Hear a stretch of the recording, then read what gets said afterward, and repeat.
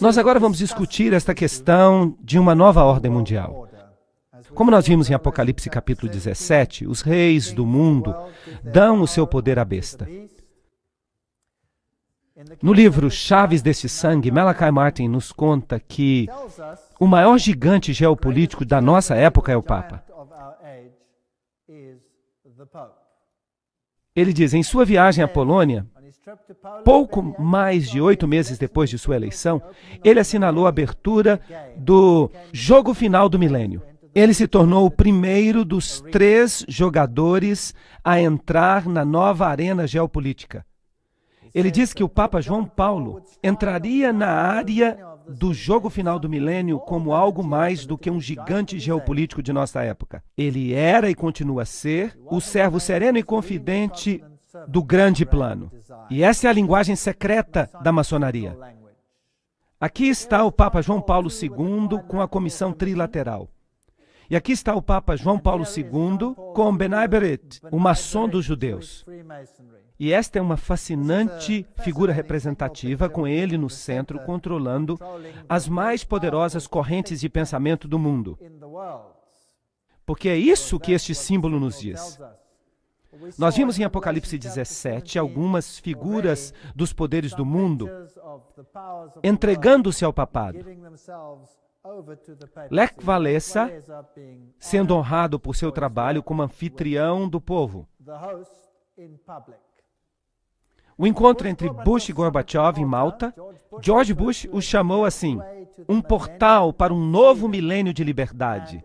E isso foi saudado como a construção de um novo mundo. É uma grande ideia, uma nova ordem mundial, na qual diferentes nações se aproximarão por uma causa em comum. Somente os Estados Unidos têm o posicionamento moral e os meios financeiros para sustentá-la. Então querem criar esta nova ordem mundial. Apocalipse 13 disse que a besta que sai da terra seria o poder que realizaria isso. Bush confirma isso para nós. Em 1990, o Nobel da Paz foi para Gorbachev porque ele perdeu o seu país. E ele se tornou o homem da década. E os velhos símbolos, que são os símbolos da maçonaria, do Império da Alemanha Oriental, foram removidos. Os emblemas comunistas desapareceram. O Jornal de Pretória, de 20 de agosto de 1999, relata o encontro de 63 países sobre o neoliberalismo. Fidel Castro dá um sinal maçônico. Aqui está ele com o Papa. Todos estes assim chamados países que são contra o estabelecimento são contra apenas no sentido em que eles estão jogando o jogo do hegelianismo. Tese, antítese. Mas por trás dos bastidores, todos pertencem ao mesmo clube. Vamos tentar provar isso. Fidel foi significantemente influenciado pelo jesuíta Armando Lorente e também por Alberto de Castro. De Castro admirava Franco. Fidel foi muito ativo em uma organização jesuíta similar aos escoteiros mirins, chamada Os Exploradores. Onde quer que surja um movimento totalitário, quer seja comunista ou nazista, sempre há um jesuíta no papel de conselheiro ou líder. Em Cuba, era o padre Armando Lorente, amigo de Fidel, de Emmanuel Johnson. Então, esqueçam da ideia de que Cuba era contra o Papa. Um jesuíta estava por trás dos bastidores. Estavam jogando o jogo da tese e antítese. Quando os tiranos caem na Romênia ou no Panamá ou nesses países, esses tiranos eram colocados no lugar para criar um sistema de temor e caos. E então eles são removidos e o povo fica feliz em entregar as suas liberdades civis. Nós já vimos este vídeo aqui, em que o Papa recebe honra de Bill Clinton por seu papel em terminar o Império Comunista. 2.400 fiéis estavam aqui para recepcioná-lo. Ele está acenando à multidão.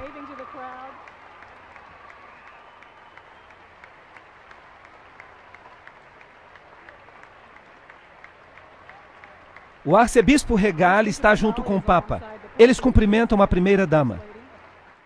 Nós honramos vossa santidade por ajudar a criar uma revolução de valores e de espírito na Europa Central e na antiga União Soviética, libertando milhões para que possam viver por sua consciência e não pela coerção, e nos libertando a todos do constante temor da guerra nuclear. Em nome de todos que aqui estão reunidos, de fato, em nome de todo o povo da nossa amada nação, nós o recepcionamos de volta à América.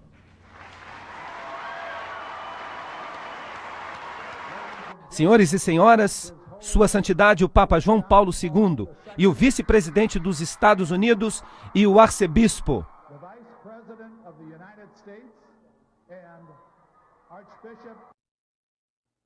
O Papa diz que a comunidade europeia foi enviada por Deus. Jornal Daily Telegraph, 3 de dezembro de 1999. Isso é fascinante. Konrad Adenauer, que era o chanceler alemão naquele tempo específico, quando isto foi planejado, bem, ele vai ser canonizado santo. Vocês acreditam nisso? Ele vai ser canonizado como santo por seu trabalho. E o Papa declara que a comunidade europeia foi enviada por Deus, por causa dos princípios católicos romanos. Todos eles serão chamados de santos. Agora, para conseguir realizar a União Europeia, eles usaram Maastricht. Maastricht é uma pequena cidade num país protestante, na Holanda. E o simbolismo usado foi interessante. 12 estrelas.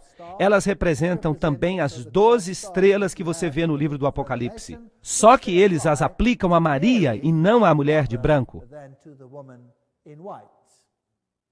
É também fascinante que a União Europeia publicou um pôster que foi colocado em toda a Europa.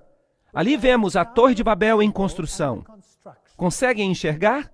Isso foi colocado em toda a Europa. E as estrelas estavam de cabeça para baixo, representando o bode de Mendes, isto é, o satanismo. Esta é a nova Torre de Babel. E os altos políticos franceses disseram: nós estamos construindo uma nova Babel. E eles enfatizaram isso com este pôster. E disseram: desta vez ela será bem-sucedida. O novo parlamento da Comunidade Europeia foi construído exatamente como a Torre de Babel. De fato, ele tem uma placa do lado de dentro, ou um pôster, que diz precisamente isto. E há todos esses andaimes aqui para indicar que ela está em construção. Isso é muito arrogante. Esta é a nova carteira de identidade da Europa. E se você a virar de cabeça para baixo, o que você vê? Você vê o bode de Mendes. Eles modificaram um pouco os chifres para dar um outro simbolismo. O simbolismo do assento da terra. Mas as expressões faciais internas do bode são muito visíveis, discerníveis. E o significado disso aqui eu prefiro não dizer.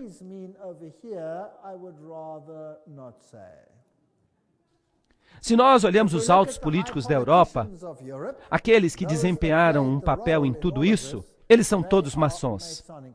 Aqui está um aperto de mão maçônico entre Schroeder e Kohl. Isso significa que os novos maçons estão assumindo quando os velhos maçons se aposentam. Assim como nós vimos que Kerry pertence ao Caveira e Ossos, e o atual presidente é um membro da Caveira e Ossos, não importa quem vai vencer. Sempre será um maçom substituindo outro. Todos eles mostrarão que eles fazem parte do mesmo sistema. Quando a União Soviética caiu, o novo emblema que foi adotado foi este: uma águia de duas cabeças. Vocês sabem por quê? A águia de duas cabeças é o símbolo da maçonaria. E isso, obviamente, mostra quem está de fato no poder. As rainhas, os reis do mundo, como nós vimos, todos eles são altos maçons e submetidos ao pontífice de Roma. E quanto ao Islã, nós fizemos uma palestra para mostrar a intriga da religião islâmica e da religião católica que ocorre por trás dos bastidores. Tudo controlado pelas sociedades secretas. Tudo tem apenas um objetivo e um objetivo apenas: a sujeição a Roma. Então, o que dizer dessa guerra com o Islã? Quem são estas pessoas que controlam os cordões das marionetes no mundo? E por que as pessoas estão sendo esfregadas entre eles? Quando nós falamos sobre as estrelas de rock, quando falamos de pessoas como Bono, quando falamos de líderes políticos do mundo, todos parecem estar prestando reverência ao César papal. Do Oriente ao Ocidente, o mundo islâmico está sendo atualmente estabelecido como antítese no mundo religioso, colocado contra a cultura judia e cristã. Mas disso sairá uma síntese na qual todos se unirão. Aqui está um website. Bem, de fato o website está aqui embaixo. E esse aqui descreve com precisão quem é quem no zoológico. Adam Weishaupt, John Jacob Astor, Albert Pike, Andrew Carnegie, Irene Dupont, W. Averell Harriman, Bertrand Russell, Ted Kennedy. Esses são os Illuminati de ontem e hoje. George Bush, é claro, membro da Caveira e Ossos. Esta é uma suborganização do capítulo 322 de uma organização alemã, portanto, Illuminati. Mark George Bundy, Otto Habsburg, Walter Freeman, Lee Teng-hui, Hillary Clinton, Alan Greenspan, David Rockefeller, Edmund Rothschild, Peter Wallenberg. Esses são os banqueiros deste sistema. Os negociadores, Lord Peter Carrington, Jimmy Carter, Henry Kissinger, Lord David Owen, Richard Holbrooke. Esses são todos maçons de grau 33. Cavaleiros de Malta, Bilderbergers, o Comitê dos 300. Todos eles pertencem ao mesmo clube. E se nós olhamos Franklin Roosevelt, Cecil Rhodes, Frederick Engels, todos estes, Leon Trotsky, Joseph Stalin, Karl Marx, J. Edgar Hoover, todas essas afiliações pertencentes à loja do Grande Oriente. Lenin pertencia à loja do Grande Oriente. Harry Truman era maçom de grau 33. Willy Brandt também. Winston Churchill também. Nós já vimos muitos destes antes. Helmut Kohl pertencia ao Comitê dos 300. François Mitterrand, Yitzhak Rabin, Yasser Arafat. Esses são detalhes fascinantes. Shimon Peres, Ronald Reagan, George Bush, Gerald Ford. Eu já mostrei para vocês a assinatura de Ford e vocês viram que ele é um maçom de grau 33. Aí está, eu fotografei isso na loja. E a família Carter, Schroeder, Netanyahu, Gorbachev. Ali está Saddam Hussein, listado como um maçom de grau 33. Agora, isso é estranho, você não acha? King Hussein, Al Gore, Tony Blair, todos eles. Olhem para Saddam Hussein aqui. Aqui está uma foto de Saddam Hussein. E esta foi a foto que foi transmitida pela televisão durante a guerra. Agora, naquela época eles diziam que eles não tinham certeza se isso tinha sido gravado antes. Isso quer dizer que essa fita pode ter sido gravada antes da guerra? Porque se eles eram iniciados, eles saberiam muito bem quem é quem e o que vai acontecer.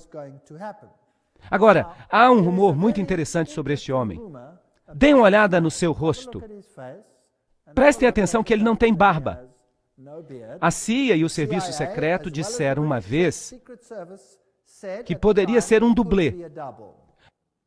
Poderia ser um dublê, mas ainda assim foi isso que foi mostrado. Ele sempre teve essa aparência. Ele nunca teve uma barba. Era assim que ele se parecia. Na operação de libertação do Iraque, o dublê de Saddam teve problemas. O líder da oposição diz que Hussein morreu de câncer em 99. Isso foi publicado em 26 de março de 2003. Moslem al-Assadi, um médico que vivia em exílio no Irã, disse que ele crê que o verdadeiro Saddam morreu em 99 de câncer. O verdadeiro Saddam morreu porque ele tinha câncer nos nódulos linfáticos. E desde a sua morte em 1999, eles só estão mostrando seus dublês. Ele disse isso a um jornal italiano, Corriere della Sera. Essa é uma história fascinante. Se Saddam Hussein estava realmente morto e as outras eram histórias que foram gravadas antes, então quem está governando em seu lugar? Seus filhos, sua esposa, seus outros filhos, estavam todos lá. E é fascinante para mim que no momento que a guerra começou, a Inglaterra e os Estados Unidos foram lá, e a esposa e os filhos de Saddam Hussein, exceto os 2 filhos que estavam no governo, foram retirados e levados para o exílio. Onde? Na Grã-Bretanha. Então, o país que está atacando tira a família, toda a família de Saddam, e lhes dá um exílio político na Grã-Bretanha. Isso é muito estranho. Agora, se ele estava morto e eles estavam usando dublês, e se eles estavam realmente governando através dos filhos, e eles mostraram esses corpos aqui de indivíduos que receberam balas e que ninguém sabe quem são, quem é que pode dizer se isso aqui é verdadeiro ou não? Apesar da referência a Qasar, a inteligência britânica pensou que a transmissão pode ter sido gravada antes. Isto é fato. Nós todos sabemos que ele passou muitas horas recentemente gravando várias mensagens. Nós temos que fazer um pouco mais de análise do que de fato ele estava dizendo para ver se ou não aquele era de fato Saddam Hussein. O ministro da Defesa britânica, Geoff, contou aos repórteres que o porta-voz da Casa Branca, Ari Fleischer, tinha expressado a mesma suspeita. Eu acho que há algumas dúvidas se de fato esta fita é velha ou se ela é nova e baseada em eventos recentes. Publicado em março de 2004. Então, esses dois serviços secretos questionam esses fatos. Eles dizem que finalmente encontraram o esconderijo de Saddam Hussein, um lugar muito desprezível. Então, eles prendem o homem e mostram em cadeia nacional de televisão. Depois disso, ninguém ouve muita coisa. E ele tem essa barba maravilhosa, uma barba magnificente. Agora, se a anterior foi gravada durante a guerra, então eles devem ter o tônico capilar mais eficiente que a humanidade concebeu. Ele poderia se tornar um multizilionário se ele patenteasse esse tônico capilar capaz de fazer uma barba crescer assim. Eles usavam pelo menos 3 dublês. Ninguém sabe quem era esse homem. E dizer que fizeram testes sanguíneos, quem é que pode dizer que confia nos laboratórios que fizeram isso? E ainda assim ele aparece na lista como um maçom de grau 33. Há muitas dúvidas com respeito a este homem e não há evidência, exceto por sua família, de que ele não esteja bem tranquilo em algum exílio. A realeza também é maçom. O príncipe Bernard da Holanda pertence ao Comitê dos 300. E aqui a princesa Beatriz e o príncipe Bertil, a rainha, é claro, o príncipe Philip, todos eles são maçons. Joseph Mengele, Walt Disney, todos esses indivíduos. Aqui está o Duque de Kent dando o aperto de mão maçônico debaixo do escudo maçônico. Atualmente, ele é um grão-mestre. Então, ele é o maçom mais elevado do momento. Porque o rei não pode ser. Um príncipe tampouco pode ser um grão-mestre. E ele, atualmente, é o grão-mestre. Então, aqui está o maior adorador de Lúcifer no país no momento. Os líderes políticos também são maçons.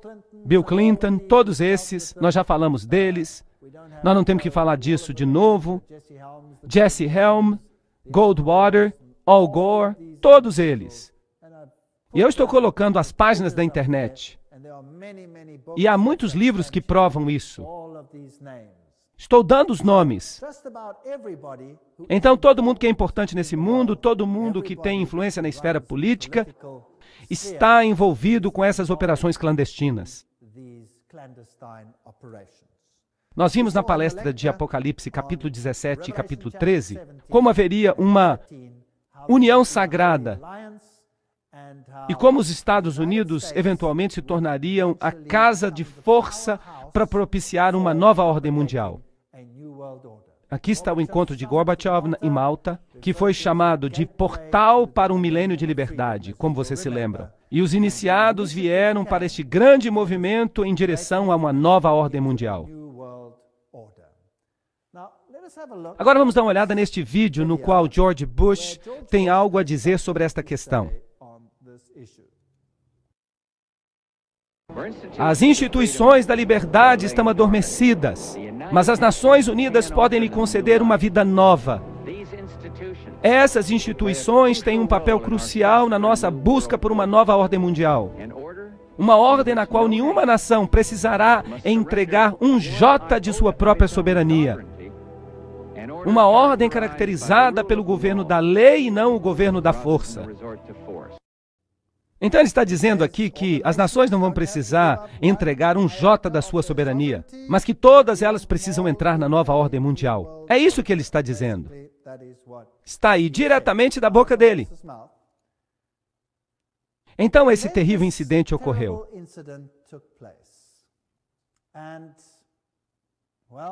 E houve muitas mortes. Um incidente muito estranho. Mas antes de falar sobre isso, vamos historiar um pouco. Os Estados Unidos estavam com um problema, porque eles queriam introduzir leis antiterroristas. Mas não havia nenhum terrorismo de verdade nos Estados Unidos. Então, de repente, um edifício em Oklahoma, em 19 de abril de 1995, foi destruído por explosões. E eles descobriram um homem, Timothy McVeigh, que trabalhava sozinho, dizem eles. Ele derrubou esse edifício ao estacionar uma van cheia de explosivos do lado de fora. E ele destruiu o edifício completamente. Esse é o relatório oficial. Lá dentro havia mulheres e jovens e crianças. Se alguma coisa pode ganhar a simpatia do povo, bem, são estas pessoas. Vamos dar uma olhada no que aconteceu aqui. Embora as autoridades oficiais informem que uma segunda bomba foi encontrada dentro do edifício federal na cidade de Oklahoma, foi uma explosão às 9 horas da manhã que causou este estrago que você está vendo aqui. A primeira bomba que estava no edifício federal explodiu, e vocês veem o dano que ela causou aqui. A segunda bomba foi encontrada e desarmada. E a terceira bomba foi encontrada e eles estão desarmando a bomba neste exato momento enquanto nós falamos. E eu entendo que tanto a segunda quanto a terceira bombas, se vocês conseguem imaginar isso, era maior do que a primeira bomba. Então vocês ouviram em cadeia nacional que havia uma segunda bomba. E a primeira bomba causou o dano que vocês veem aqui. Eles encontraram um terceiro dispositivo explosivo dentro do edifício. Mas o que diz o relatório oficial? Que havia uma van do lado de fora com explosivos. Bem, eu não estava lá. Então eu não vou me colocar como juiz do que de fato aconteceu. Não, eu estou meramente dizendo o que o repórter disse, o que o noticiário disse. E por isso nós fazemos perguntas, mas cabe a vocês a decisão. Timothy McVeigh aparentemente trabalhava sozinho, assim como no caso Kennedy. Ele explodiu todo lugar. Mas testemunhas oculares dizem que viram dois indivíduos e que viram este caminhão no dia anterior e que eles tinham um número. Mas quando esse edifício explodiu, não havia nenhuma cratera no lugar onde este caminhão deveria ter explodido. Agora, se um caminhão explode do lado de fora do edifício, é necessário que haja uma cratera, e o edifício deve implodir. Mas o edifício não implodiu, ele explodiu. Isso tem que ter sido feito por um dispositivo colocado do lado de dentro. Agora, para encerrar o caso e para dizer que foi um caminhão, as pessoas disseram, bem, certamente se foi um caminhão, então deve haver algumas partes do caminhão que sobraram. O que eu quero dizer é que uma explosão não destrói todas as peças de um caminhão. Elas podem estar bastante danificadas, mas deve ter sobrado alguma peça do motor ou algo parecido. Mas não havia nada. E, eventualmente, a pressão se tornou tão forte que um agente da CIA, que estava correndo a 4 quarteirões de distância, tropeçou num pedaço do eixo do caminhão e o encontrou. Mas o problema é, como dizer que essa parte do eixo fazia parte do caminhão? E agora eles descobriram um número de registro. E, por sorte, o número estava no eixo traseiro. Agora, em nenhuma parte do mundo inteiro, os números de registro dos automóveis ficam no eixo traseiro. Então esta é uma questão estranha. Mas, no entanto, ele foi identificado como o único culpado. Mas há tantas suspeitas em relação a esta explosão que eles eventualmente fizeram um contrato e eles destruíram todo o edifício antes da possibilidade de examinar o que de fato havia acontecido naquele evento particular. Então aconteceu outro evento. As Torres Gêmeas. Mas o que aconteceu depois do primeiro evento? Depois da bomba em Oklahoma, os Estados Unidos conseguiram aprovar legislação antiterrorista em 5 dias. E aquela legislação antiterrorista deu poderes ao presidente dos Estados Unidos para suspender a Constituição. mas não concedeu a ele poderes para poder entrar em qualquer país do mundo que ele quisesse. Para isso, ele precisava de uma legislação sobre guerra. Alguma coisa parecida com Pearl Harbor. Era necessário um incidente. Bem, esse incidente ocorreu quando as Torres Gêmeas foram destruídas. E o presidente Bush falou às Nações Unidas em novembro de 2001. Nós precisamos falar a verdade sobre o terrorismo. Nós não vamos tolerar histórias fantásticas de conspiração com respeito aos ataques de 11 de setembro. Mentiras maliciosas que tentam tirar a culpa dos terroristas, tirar a culpa dos culpados. Não é interessante que George Bush está dizendo aqui, nós não vamos tolerar fantásticas teorias de conspiração que tiram a culpa dos terroristas? Por quê? Porque muitas pessoas já não estavam acreditando que o relato daqueles incidentes era preciso. Vamos examinar a primeira colisão. Foi aqui que o primeiro avião se chocou. Tim, sua vida vai mudar, mas mais importante, a vida do seu filho vai mudar. Para sempre. A América nunca mais será a mesma depois de 11 de setembro.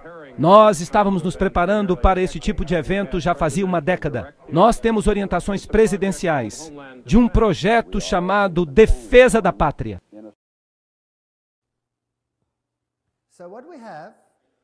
Então, o que nós temos? Nós temos um filme do primeiro avião colidindo contra o edifício. Isso significa que houve uma oportunidade para gravar. E logo depois aconteceu o seguinte.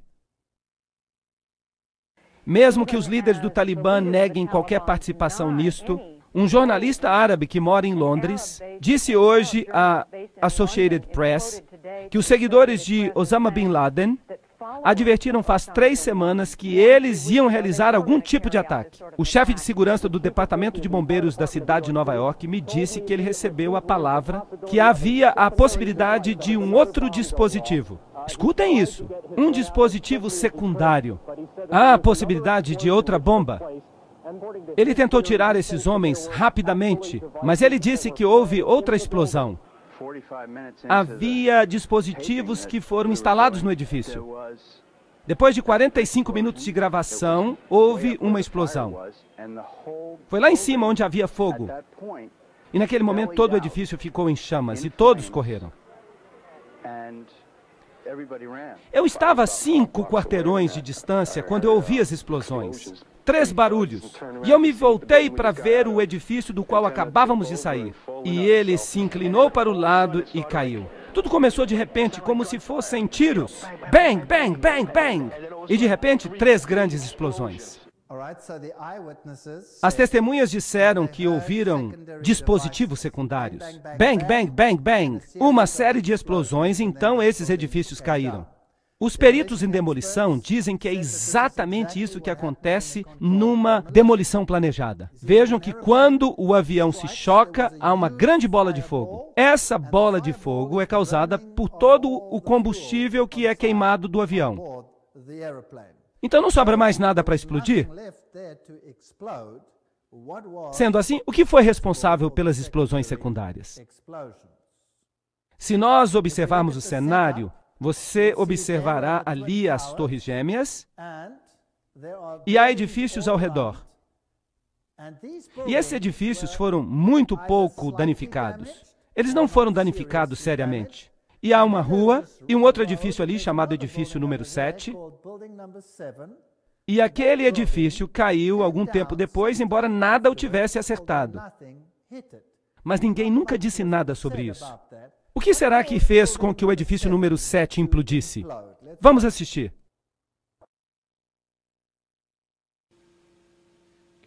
O primeiro avião colidiu e um terceiro edifício no World Trade Center entra em colapso. Esse é chamado de edifício 7 do World Trade Center. Vejam os destroços voando do edifício número 7.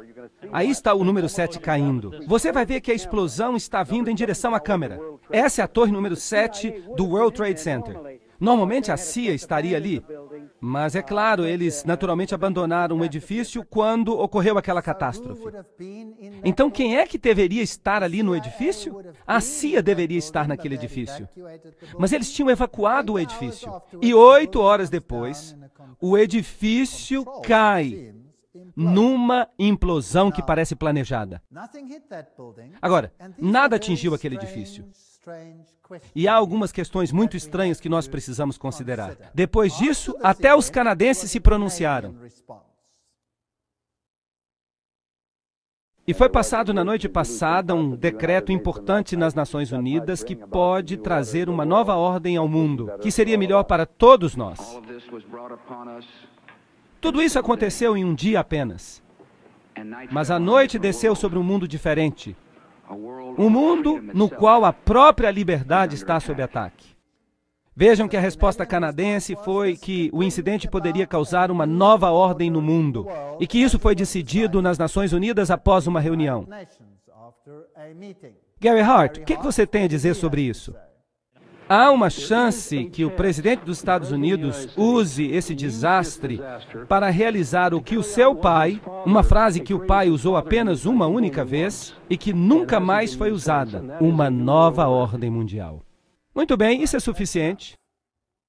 Nós vimos os edifícios caírem, nós ouvimos que enquanto isso tudo estava acontecendo, o governo americano já tinha decidido quem eram os culpados.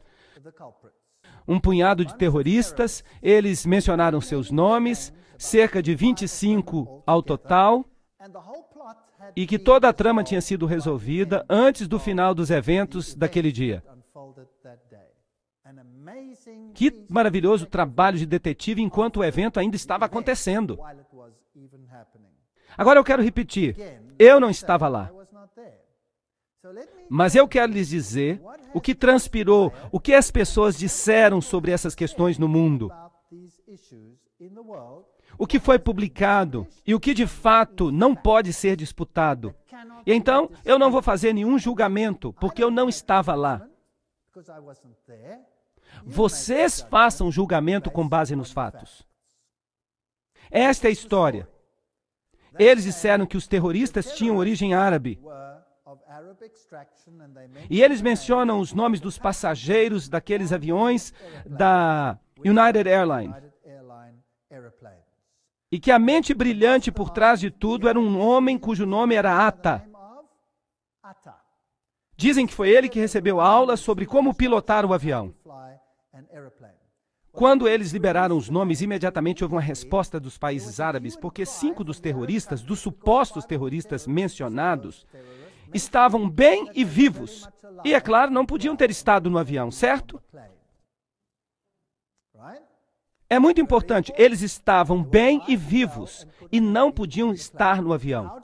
E como é que então eles sabiam que Atta era a mente brilhante? Bem, aconteceu de ele esquecer os seus documentos no táxi que o levou para o aeroporto.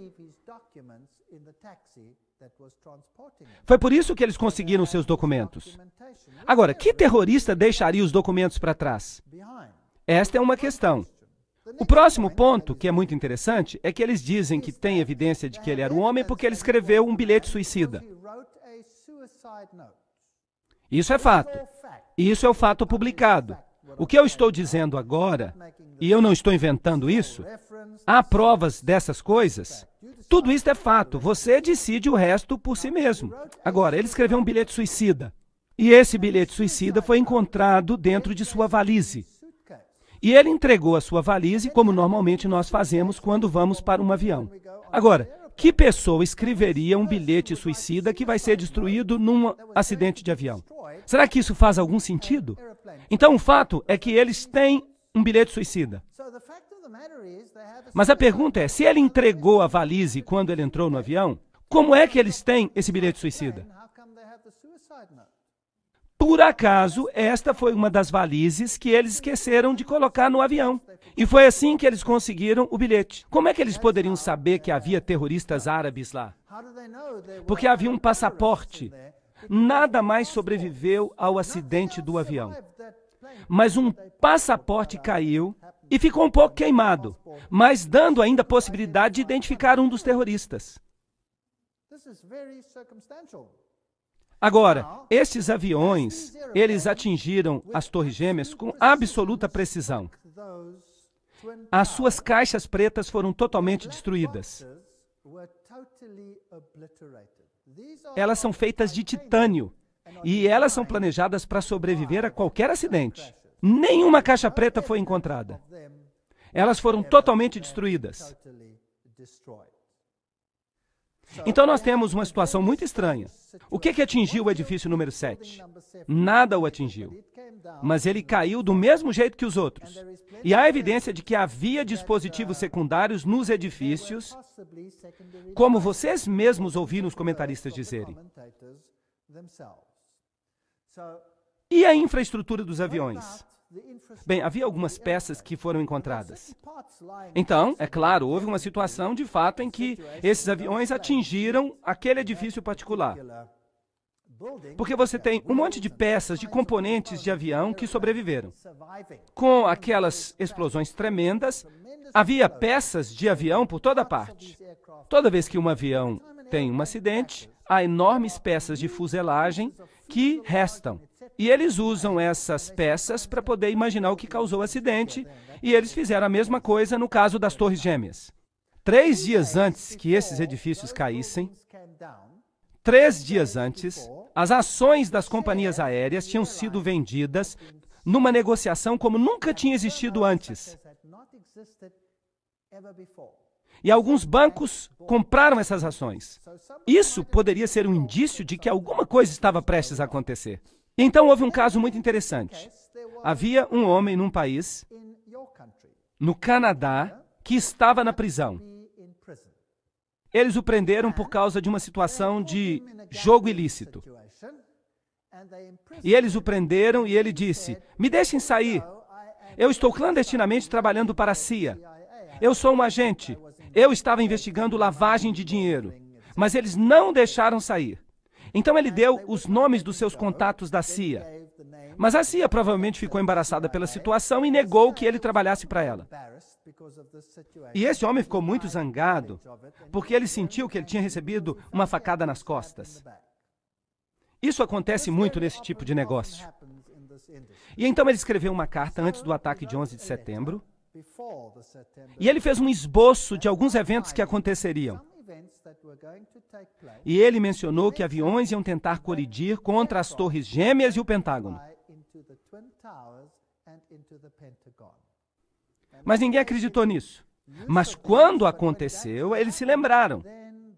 Aqui estava um agente da CIA que disse, antes de acontecer, o que ia acontecer.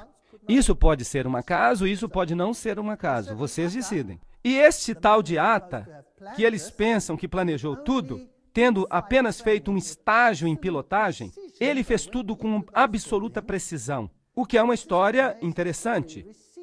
Recebendo fundos de $100 mil do Serviço Secreto Paquistão em sua conta bancária, e vocês sabem que esse serviço secreto é muito amigo dos Estados Unidos. E nós temos essa transferência de dinheiro. Mas a conspiração não termina aí. No artigo Das Bositz im Pentagon, Os Males que se Sentam no Pentágono, foi escrito por um homem, pelo cientista político Thierry Meyssan, da França. E ele tem algo muito interessante a dizer. Quem foi? O que aconteceu aqui?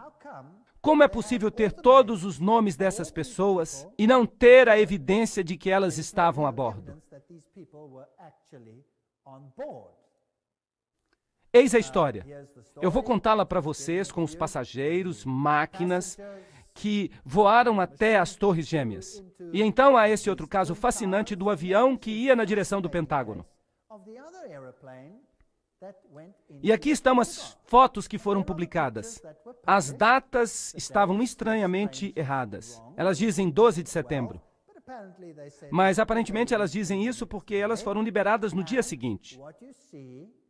Aqui você vê fumaça, não há detritos, nada.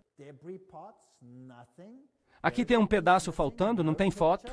Ali você tem o impacto de uma chama. Você tem uma bola de fogo ali. É isso. Se você olha então para a grama, isso foi tudo que foi achado. Não se achou nenhum pedaço do avião da United Airlines. Nenhuma peça. Nada. Nada. Aqui está o buraco que foi visto depois do evento. Mas a maior parte desse buraco foi feita depois do evento. Então a pergunta é, por que não há peças de avião? E de novo, todas as caixas pretas desapareceram.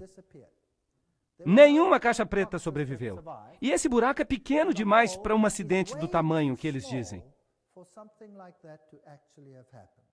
Porque em nenhuma parte do mundo, nos acidentes de avião mais conhecidos, em nenhum caso houve um acidente em que nem um pedaço do avião tenha restado.